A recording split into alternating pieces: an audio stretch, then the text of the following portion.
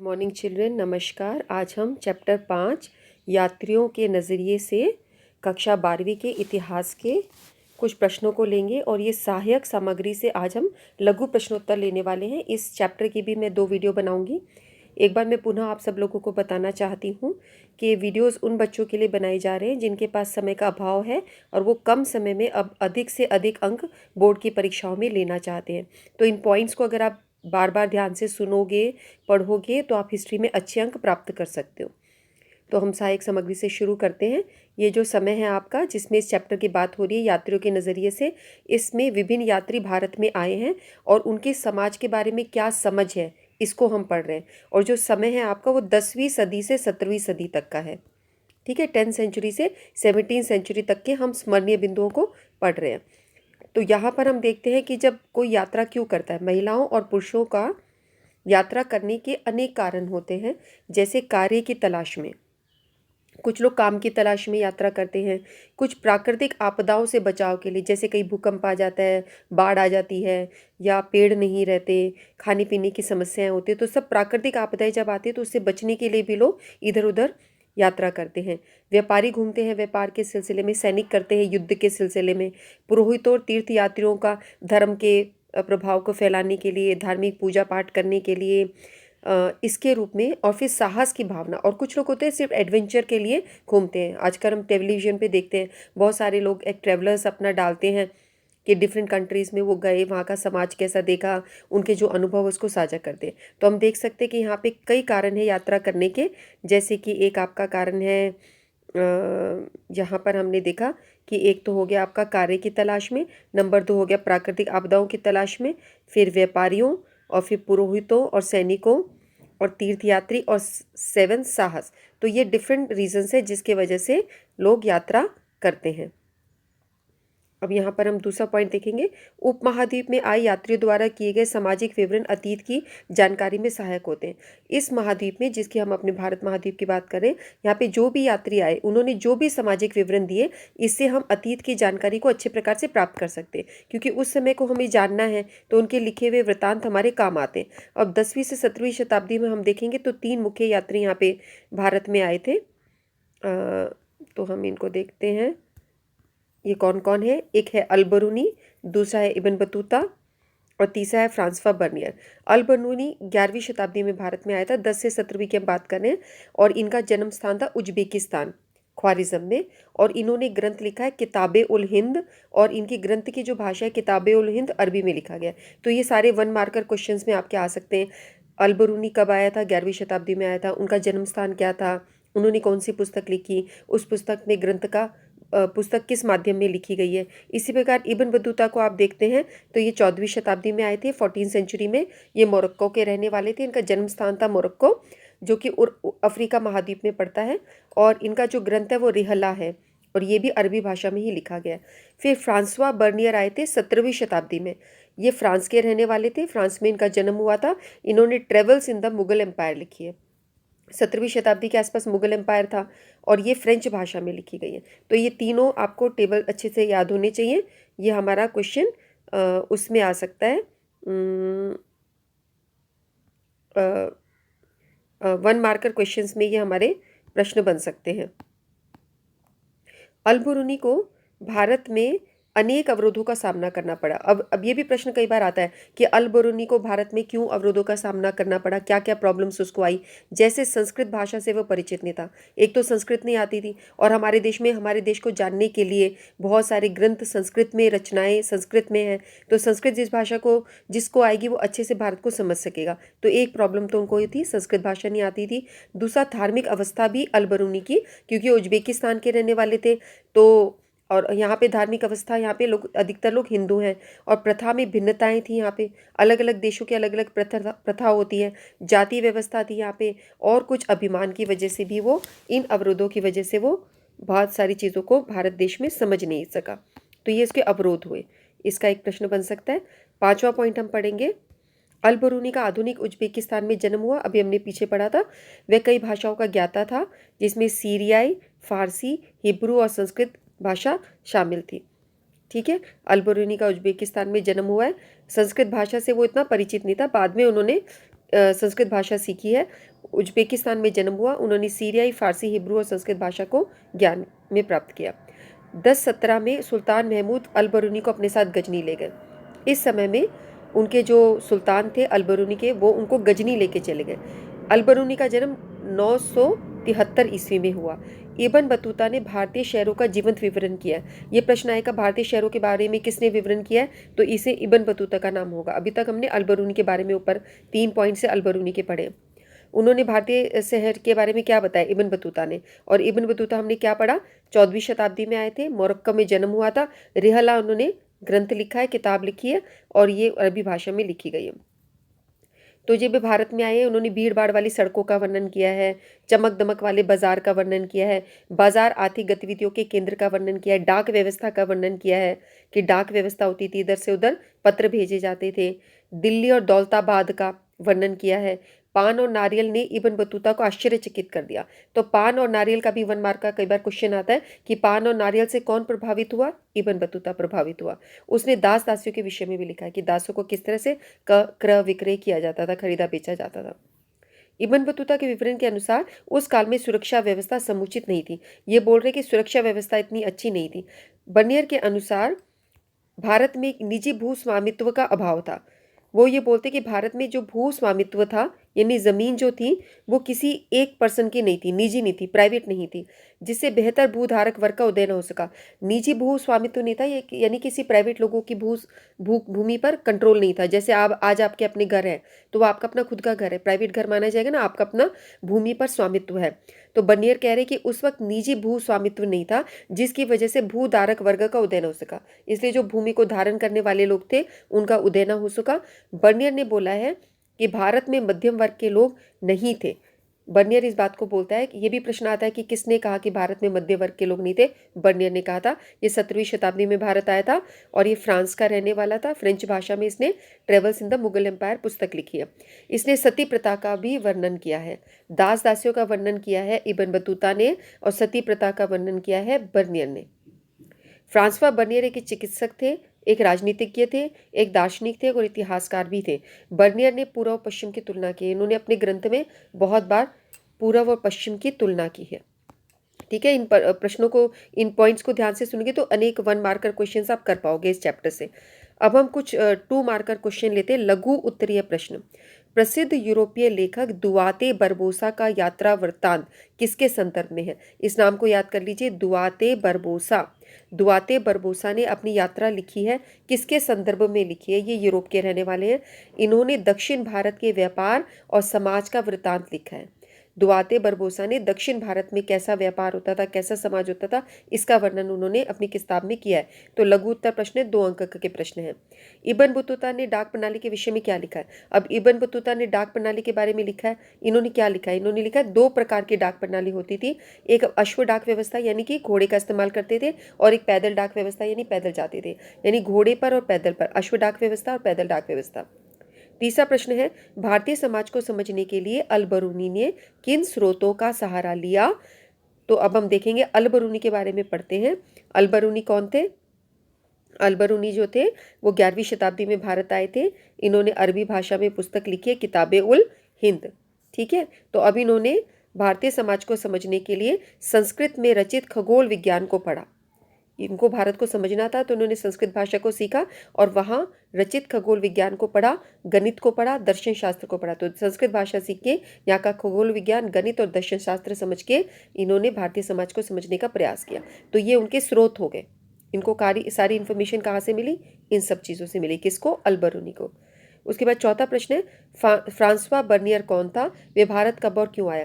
तो Francois Bernier, अभी हमने पढ़ा कि फ्रांसवा बर्नियर जो थे, उनके बारे में अनेक बातें हम लिख सकते हैं कि वो एक चिकित्सक थे, राजनीतिज्ञ थे, दार्शनिक थे, इतिहासकार थे।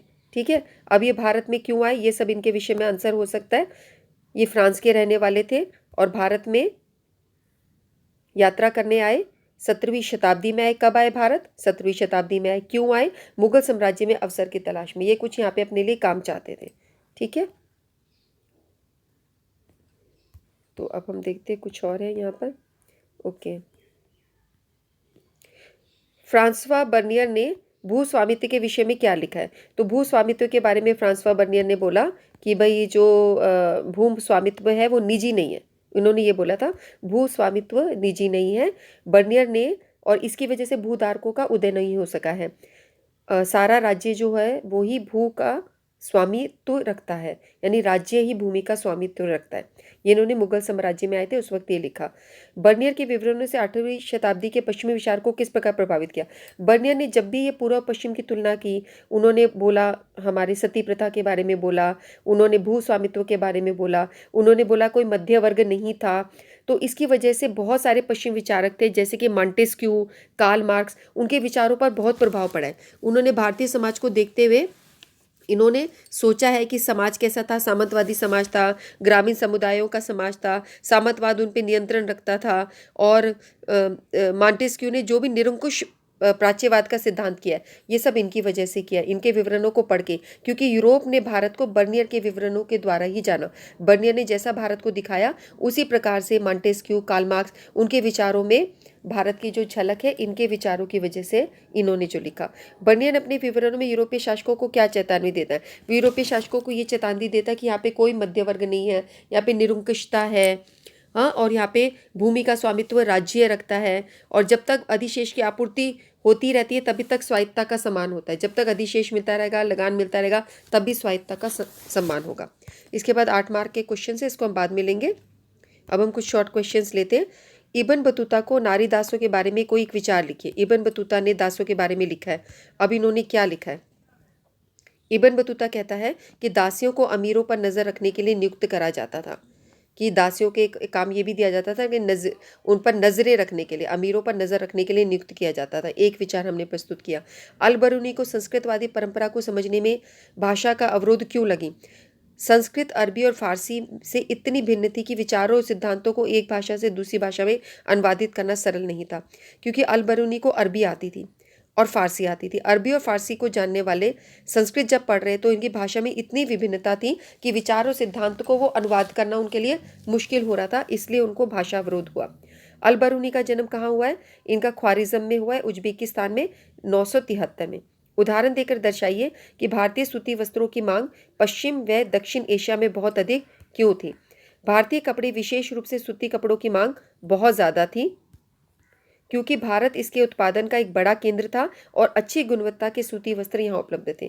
क्योंकि उत्पादन का बड़ा केंद्र था, भारत में बहुत उत्पादन होता था और यहाँ पे गुणवत्ता भी बहुत अच्छी थी, सूती वस्त्र बहुत ही अच्छी गुणवत्ता के वहाँ पे थे। बर्नियर ने मुगल साम्राज्य के अंतर्गत शिल्पकारों की जटिल सामाजिक वास्तविकता का वर्णन किस प्रकार किया। कोई एक कारण लिखिए।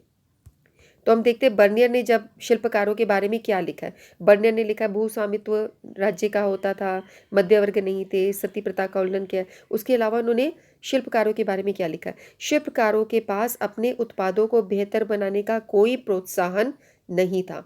यहाँ पे उन्होंने शिल्पकारों को लेके भी नेगेटिव बात लिखी है कि उन्होंने अपने उत्पादों को बेहतर तरीके से करने के लिए उनके पास कोई मोटिवेशन नहीं था, कोई प्रोत्साहन नहीं था, क्योंकि मुनाफे का अधिकरण राज्य द्वारा कर लिया जाता था। क्योंकि जो भी मुनाफा होता था वो राज्य ले लेता था, इसलिए शिल्पकार को लगता ही नहीं था कि मैं कुछ बेहतर काम करूं। उसके दुआरते बरबोसा का भी पीछे भी प्रश्न आया था। उनका यात्रा का वृत्तांत के संदर्भ में दुआरते बरबोसा ने दक्षिण भारत में व्यापार और समाज का एक विस्तृत विवरण लिखा है। 7वां प्रश्न है, इब्न बतूता ने 2 प्रकार की डाक व्यवस्था बताई। ये हमने अभी भी प्रश्न किया था कि उन्होंने 2 प्रकार की डाक व्यवस्था बताई है, अश्व डाक व्यवस्था और पैदल डाक व्यवस्था।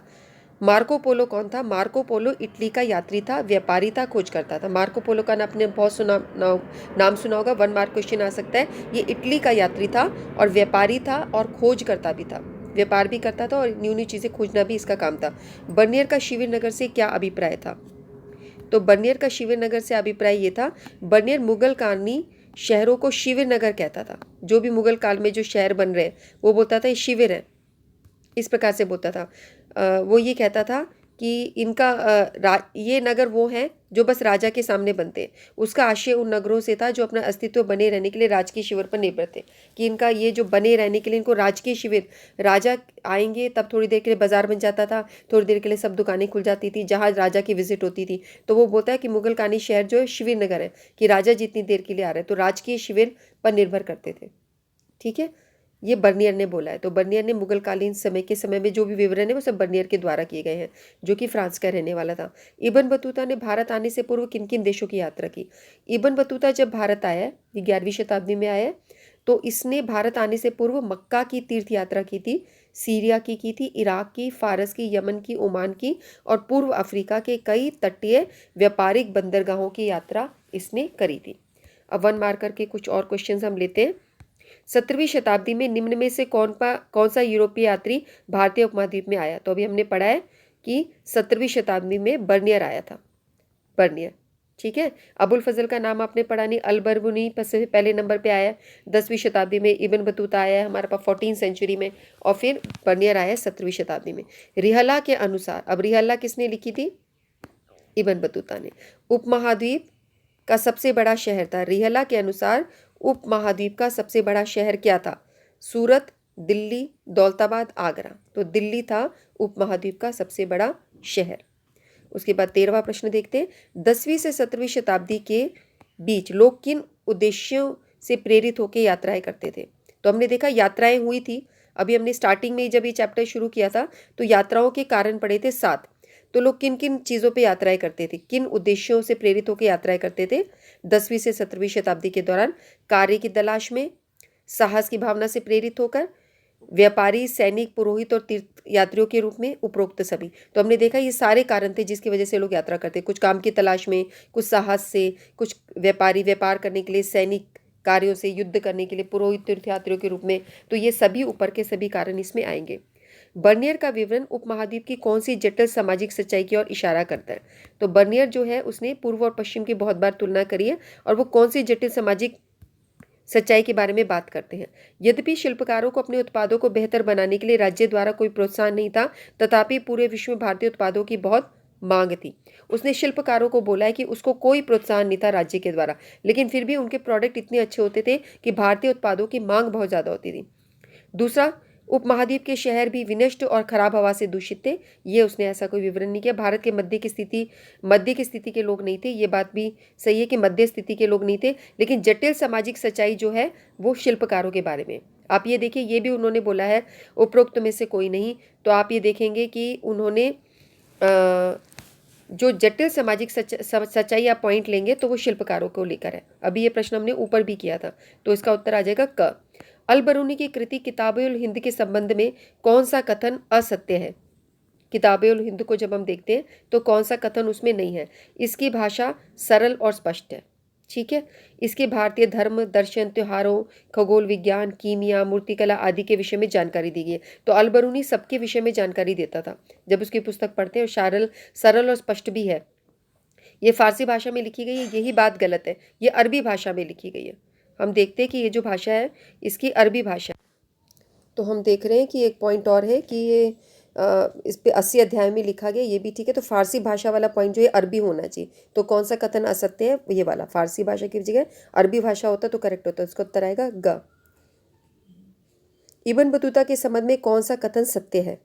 इब्न बतूता के यात्रा वृत्तांत का नाम travels in the Mughal empire है। तो आप देख रहे हो ये travels in the Mughal empire, ये तो आप देख रहे हो कि अरबरूनी उसने लिखा था, बर्नियर ने, फ्रांसवा बर्नियर ने। तो ये बात गलत हो गई, ठीक है। उसके बाद इसका जन्म तेंजियर के सबसे सम्मानित और शिक्षित परिवार में हुआ। 1017 में सुल्तान महमूद कई अन्य विद्वानों और कवियों के साथ इब्न बतूता को गजनी ले आए। तो 1017 में कौन थे? इब्न बतूता को गजनी में ले आए, ये कौन था? अल बरूनी था 1017 में। जो इब्न बतूता है वो 14 सेंचुरी में आए हैं, और उपरोक्त में से कोई नहीं। तो इसमें कौन सा कथन सत्य? सेकंड कथन है, यही सत्य मिलता है। इसको तो आप ले नहीं सकते, ये भी आपको पता चल रहा है कि अल बरूनी के विषय में है। तो कौन सा पॉइंट होगा? आपको नहीं भी पता हो जन्म स्थान तेंजियर, तो आप उसको ये देखकर कि फर्स्ट पॉइंट नहीं है, ग पॉइंट नहीं है, घ पॉइंट नहीं है, तो ख ही इसका बनेगा, ठीक है। अगला प्रश्न देखिए, फ्रांसवा बर्नियर के संबंध में कौन सा कथन असत्य है? फ्रांसवा बर्नियर आए थे 17वीं शताब्दी में। फ्रेंच भाषा बोलते थे, फ्रांस के रहने वाले थे सॉरी। तो वो यूरोप का रहने वाला था। वह मुगल दरबार के संग चिकित्सक, बुद्धिजीवी और वैज्ञानिक रूप से जुड़ा हुआ था। उसने भारत का चित्रण दी विपरीता के नमूने के आधार पर किया, और उसने अपने वृत्तांत में दास प्रथा का विवरण किया। तो हम देख रहे हैं यहाँ पर द्वि विपरीता का मतलब उसने पूर्व पश्चिम की तुलना करी, कभी इधर की बात करता है कभी उधर की बात करता है, तुलनात्मक करता है। और वो चिकित्सक भी था, बुद्धिजीवी था, वैज्ञानिक रूप से जुड़ा भी था मुगल दरबार में, ये बात भी सही है। फ्रांस का रहने वाला था तो यूरोप भी सही है। और उसने वृतांत में दास प्रथा का विवरण किया। ये दास प्रथा नहीं, उन्होंने तो सती प्रथा के बारे में किया था, दास प्रथा के बारे में तो इब्न बतूता ने लिखा है। तो ये जो घ पॉइंट है ये असत्य है। ठीक है, अगले उस पे चलते हैं। युग्म सुमेलित कीजिए। अब हमें देखना है कि इसमें कौन सा युग्म सही है। तो अब यह देखिए, उल्लुक, उल्लुक को क्या बोलेंगे आप, कि उल्लुक को क्या है, सती प्रथा का विवरण है। उल्लुक को सती प्रथा के साथ करेंगे, डाक व्यवस्था के साथ करेंगे, अपवित्रता के साथ करेंगे, पैदल डाक। तो उल्लुक आपको पता है कि अश्व डाक व्यवस्था, इसको अगर हम इससे मिला देते हैं कि ये करेक्ट है सपोज, ठीक है। फिर दावा, बर्नियर, बर्नियर को देखो किससे मिलाओगे, बर्नियर ने किसके साथ में करा था अपना, बर्नियर अभी मैंने बात करी कि उसने सती प्रथा का विवरण किया था बर्नियर ने, तो इसको आप इससे मिला लो। ठीक है, और कोई चीज़ अलबरूनी के बारे में कुछ पता है कि डाक व्यवस्था के बारे में अलबरूनी ने लिखा है। ठीक है, और अपवित्रता की मान्यता की को अस्वीकृत करना, अलबरूनी ने अब यहाँ पर हम देख रहे हैं इसमें से हमारा कौन सा मिलना चाहिए। वन के साथ हमने मिलाया बी, तो वन के साथ बी इसमें मिल रहा है, ख में और ग में। ठीक है, इसको हम ऊपर ले लेते हैं थोड़ा सा।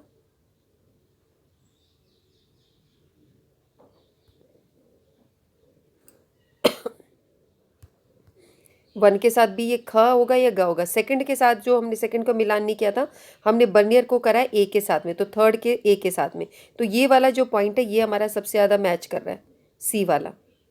ठीक है, तो अब हम इसका उत्तर देखते हैं, इसका उत्तर क्या रहेगा। इसका उत्तर है ग, सी पॉइंट यही है कि ग। ठीक है, यानी सेकंड पॉइंट जो है आपका दावा, ये मिला है आपका पैदल डाक व्यवस्था, इसका दावा करता है। और अलबरूनी जो है फोर्थ, इसको मिलेगा अपवित्रता की मान्यता को अस्वीकृत करता है। ठीक है, इसका आंसर आएगा ग। नेक्स्ट देते युग्म सुमेलित कीजिए। यहाँ पे अलबरूनी, इब्न बतूता, बर्नियर तीनों के बारे में लिखा हुआ है, और यहाँ पर आपको देखना है कि क्या चीज़ हमारी करेक्ट हो सकती है। अलबरूनी, भारत में राज्य ही भूमि का एकमात्र स्वामी, ये देखो जो आप, भूमि का एकमात्र स्वामी ये किसने बोला है, बर्नियर ने बोला है कि भूमि जो है वो सिर्फ उन्हीं के पास में थी। तो बर्नियर को तो हमें इससे मिलाना चाहिए, यानी कि ए बी सी हम बोलेंगे। तो जो ये लास्ट पॉइंट है थर्ड वाला, इसको फर्स्ट अगर माने, इसको सेकंड माने, इसको थ्री माने, तो थ्री हमारा जुड़ रहा है बी के साथ में। ठीक है, उसके बाद देखिए पान का विवरण, अभी हमने पढ़ा था पान का विवरण किसने किया है, बहुत प्रभावित हुए। भारत में जाति व्यवस्था प्रतिरूपों के माध्यम से समझने का प्रयास, तो ये तुम्हारा अलबरूनी ने करा है जाति व्यवस्था को समझने का। और पान का विवरण इब्न बतूता कर रहा था। तो जो हमारा सेकंड पॉइंट है, सेकंड उसको हमें मिलाना है ए के साथ में, तो सेकंड मिल रहा है ए के साथ में, वन मिल रहा है सी के साथ में, और थर्ड मिल रहा है बी के साथ में। तो ये आपका क वाला पोर्शन सही है, ये पोर्शन आपका सही है, तो क ठीक है आपका। ठीक है, क। आगे चलते हैं, ये यहाँ पे मिटा देते हैं बच्चों, ये क वाला पोर्शन करेक्ट है, क इज करेक्ट। अलबरूनी अपने निर्धारित उद्देश्य में नियमित समस्याओं से परिचित था। एक कथन है आपका, कई बार एक कथन और कारण वाले भी प्रश्न आते हैं, इसमें आपको उसको ध्यान से पढ़ना है कि क्या होते हैं ये प्रश्न। देखो इसमें ये कथन दे रहे कि वो अपने निर्धारित उद्देश्य में निहित समस्याओं से परिचित था, कि उसका जो उद्देश्य है उसमें कुछ समस्याएं थी, वो जानता था उसको। क्या कारण थे, भाषा, धार्मिक अवस्था और प्रथा में भिन्नता और अभिमान। यह भी हमें स्मरणीय बिंदु में हमने पढ़ा था कि अलबरूनी को भाषा की, धार्मिक अवस्थाओं की और प्रथा की भिन्नता और अभिमान, ये सभी कारण थे जिसकी वजह से उसने अवरोधों का सामना किया। तो कथन और कारण दोनों हमें ठीक लग रहे हैं। तो इसने लिखा केवल कथन सही है, कारण सही नहीं है, ये गलत है। कारण सही है हमें पता है, केवल कारण सही है ये भी गलत है, कथन भी सही है। कथन और कारण दोनों सही है, और कारण कथन का स्पष्टीकरण करता है। तो ग पॉइंट आपका पूरा करेक्ट हो गया, कि इसी रीज़न से वो जानता था कि ये समस्याएं मुझे आएंगी अपने उद्देश्य को समझने के लिए। इसके बाद 3 अंक वाले प्रश्न शुरू हो जाते हैं, इसको नेक्स्ट वीडियो में लेंगे। तो बच्चों आपको इसको क्या करना है, जब आप इस चैप्टर को पढ़ेंगे तो तीनों का जो ये टेबल हमने स्टार्टिंग में दिया है, इसको अच्छे से ध्यान रख लीजिए। इनके टाइम पीरियड को देख लीजिए, किस वक्त ये भारत में आए हैं, और उससे फिर हमको समझने में आसानी हो जाती है। ये जो इम्पोर्टेंट पॉइंट जितने लिखाए गए थे ना, ये आपको याद रखने में ये वाला जो है ये याद रहेगा। 11वीं शताब्दी में आए थे, इन्होंने क्या बात बोली, इन्होंने क्या बात बोली, इन्होंने क्या बात बोली, अलबरूनी को समस्याओं का सामना करना पड़ा। ठीक है। और उसके बाद में आप ये पढ़ रहे हो डाक व्यवस्था के बारे में इब्न बतूता ने बोला है। पान और नारियल के बारे में इब्न बतूता को, उसका प्रश्न आ गया पान और नारियल का। डाक व्यवस्था 2 प्रकार की इब्न बतूता ने बोला। फिर इब्न बतूता का टाइम पीरियड याद कर लो, ये कब आए हैं, 14 के आसपास आए। इन्होंने हमारे बाज़ारों का वर्णन किया, जैसे चांदनी चौक के बाज़ार होते हैं उस प्रकार का वर्णन किया। और दास दासी के विषय में लिखा है इन्होंने, दास और दासी। ठीक है। और जब हम इसकी बात करते हैं बर्नियर की, तो उन्होंने सती प्रथा के बारे में लिखा है। बर्नियर ने सती प्रथा के विषय में सती प्रथा का वर्णन किया है। बोला मध्य वर्ग के लोग नहीं है, भूमि स्वामित्व नहीं है, और इसकी वजह से, बर्नियर की वजह से बहुत सारे लोग प्रभावित भी हुए और भारत के विषय में मॉन्टेस्क्यू, कार्ल मार्क्स ने कुछ अपने विचार बना लिए। ठीक है बच्चों, इस वीडियो को हम यहीं ओवर करते हैं। इसको 2-3 बार देखिए, आपको सारे पॉइंट्स अच्छे से याद हो जाएंगे। और कुछ समय के बाद मैं इसके दीर्घ प्रश्नोत्तरों का भी वीडियो डाल दूंगी। मुझे पूरी उम्मीद है इन वीडियोज़ को देख के आप हिस्ट्री में अच्छे से अच्छे मार्क्स, डिस्टिंक्शन तक लेके आ सकते हो। अगर आप ध्यानपूर्वक इन वीडियोज़ को सुनो और इन्हीं पॉइंट्स को एक्सपैंड करके आप लिखेंगे तो आपके लॉन्ग क्वेश्चंस भी हो सकते हैं। ये नेक्स्ट वीडियो में इस चैप्टर को लेने वाली हूँ। ठीक है बच्चों, आप इसको वीडियो को देखिए, लाइक कीजिए, अपने फ्रेंड्स को पास ऑन कीजिए, सब्सक्राइब कीजिए। हम लोग फिर मिलते हैं। Till then take care, bye bye.